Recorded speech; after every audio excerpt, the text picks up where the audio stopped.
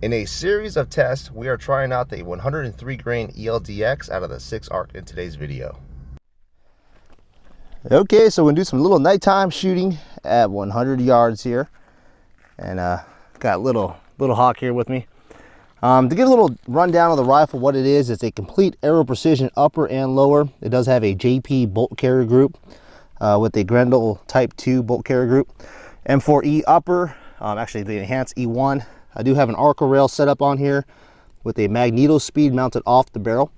This is how you should be doing some load testing, in my opinion. Keep that damn magneto speed off the barrel. As far as the barrel, like I said, it's a custom contoured barrel. Put a link in the description below, as well as the top right here. It's a 26.5-inch heavy AR bull barrel using a 936 gas block. It's got a Superlatives Arms adjustable gas system. It is a rifle length gas system. I got the gas port drilled out using a number 41 drill bit, so about 92 thousandths. So why did I go with a rifle plus length gas system instead of a rifle plus 1 or plus 2?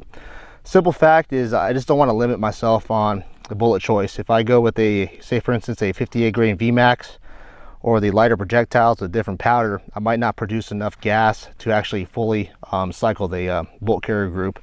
So I found that the rifle gas system is reliable, but we'll be setting up right over here to monitor the ejection of the cartridges and make sure everything's working fine. All right, so let's start off with 29 grains, 100 yards downrange, and let's get some chrono numbers going.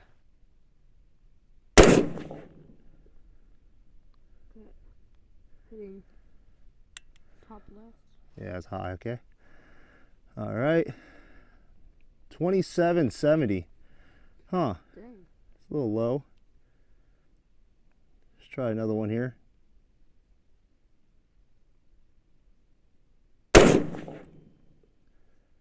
Okay, so Yeah, see that.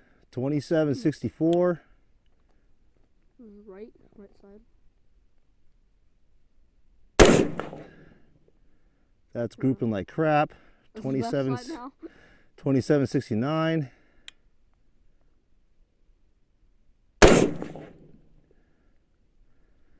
2740.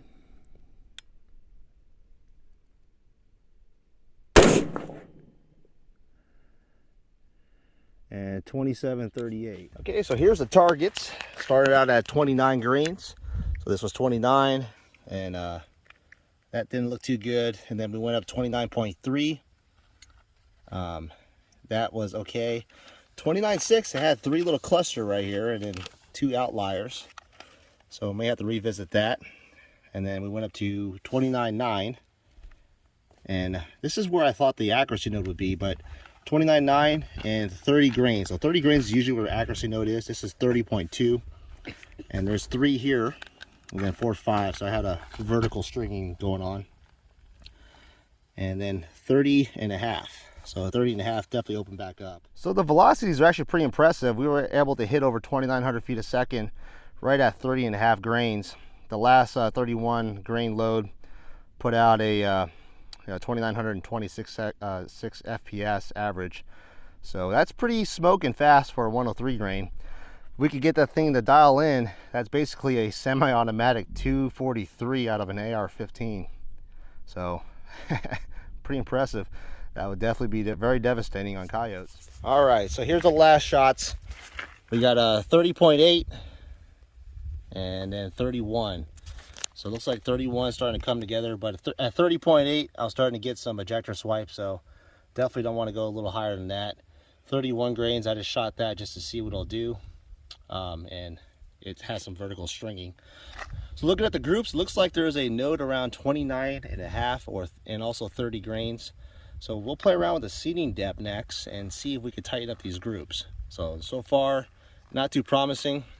I didn't really have high hopes with the 103s. Actually, I've shot this in a bolt gun and it didn't do too well either, but we'll see if we can tighten these things up. So far it looks promising. I mean, just something about sub MOA. I think that'll do all right for a coyote. Alrighty, we'll be right back at the range. We'll load up some more ammo and test out some seating depths. All right, folks, so back out here at the range, we'll do a little bit of a bullet jump test. I did find an anomaly with this rifle. I ended up finding out after last night's shooting that the handguard was actually loose. That could have possibly contributed to some of the bad groups that we were seeing. So, I mean, the big gas block that I have on there, there's not much clearance for it to not touch the actual barrel with the handguard. So I have a feeling that we might see some better performance today's testing. Anyways, we'll be trying out 29.5 grains first. That's kind of where I saw an accuracy node, and then we got 30 grains, and then we're kind of working towards jam point. So starting at 25 thousandths off the lands, then we'll be working all the way up to 5 thousandths. I have a feeling we'll may see something around 15 or 20 thousandths. So let's get the Eagle target cam going and get this thing on the road. Get this road on the show, right? All right.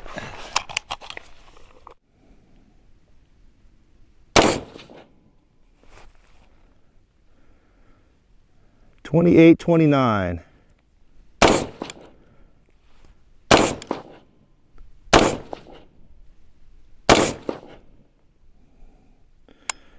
Okay, SD of 9.6, average velocity 28.17, and the bolt did not lock back, so a little bit under gassed. Again, I am using a adjustable gas block. Okay, so we'll try 30 grains again, 25 thousandths off the lands. See where this puts us.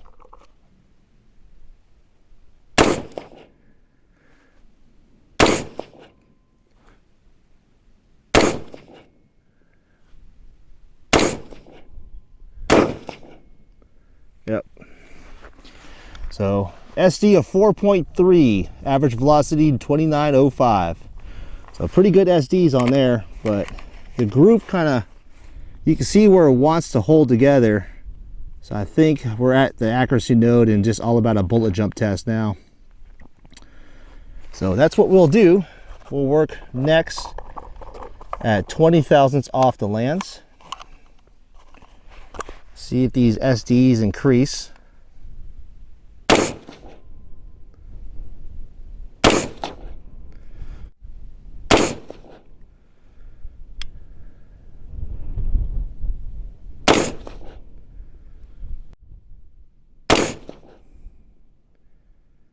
Negative on that group there.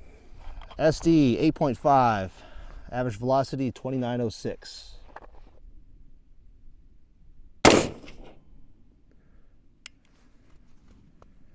$28.87.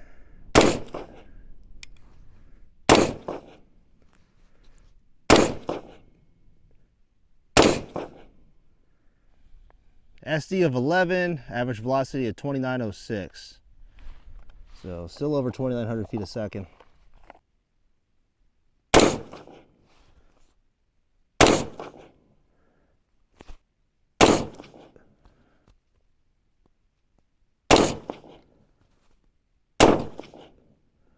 Okay, SD of 9.4, average velocity of 29.01. So that one tightened up quite a bit. So maybe this one likes to be kind of towards the lands. So the last one we have here is 5 thousandths off the lands. Still right below mag length.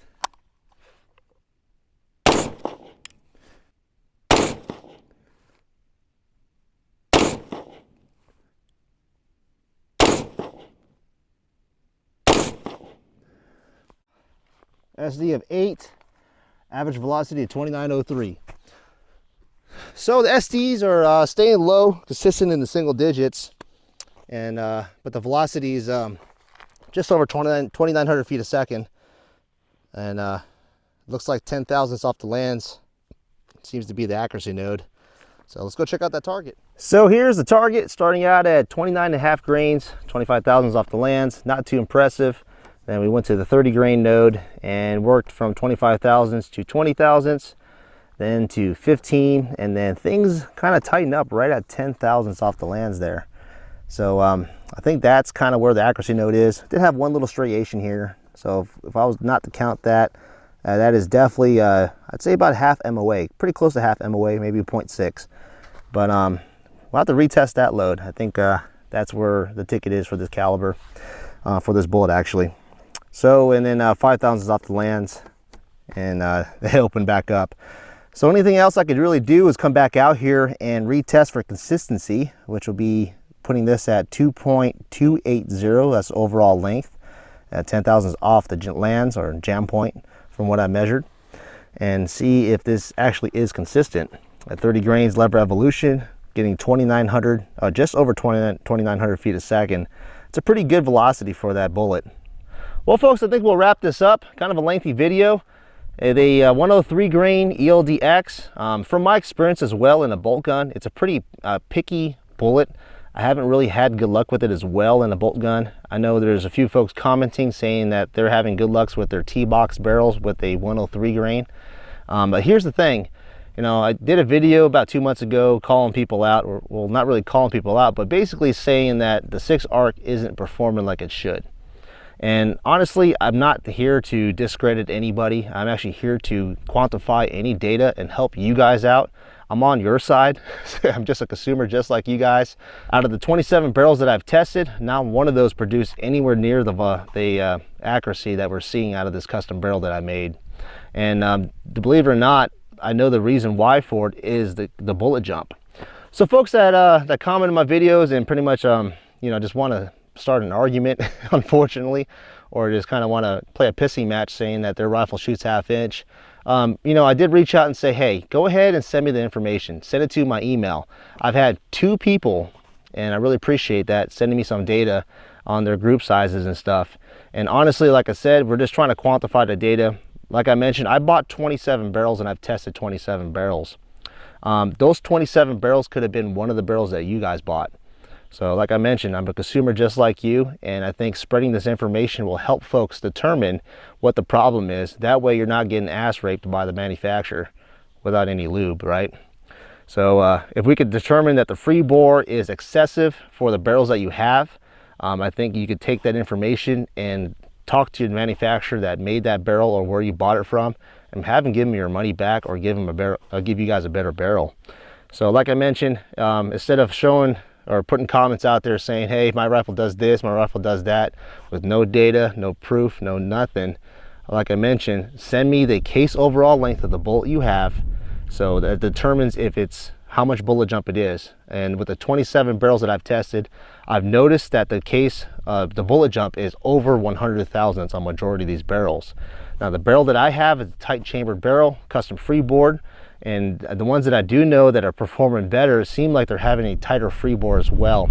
So if we could quantify the data and put the freebore number that's supposed to be the optimal freebore out there for folks to actually understand what I'm talking about, they could use that measurement and determine if the barrel that they have is going to shoot for them, or if it's not shooting from them. Like I mentioned, they could call the manufacturer and say, hey, here's the problem, here's what I know, and you guys owe me another barrel or give me my money back.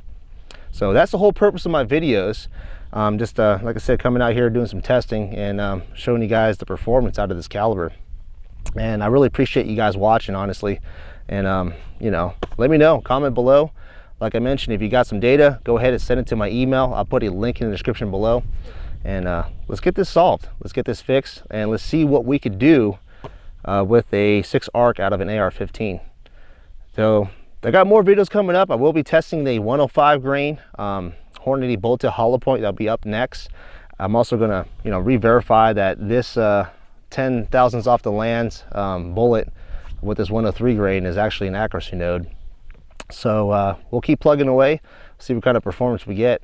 As always, folks, stay safe. Thanks for watching, and I'll catch y'all on the next video.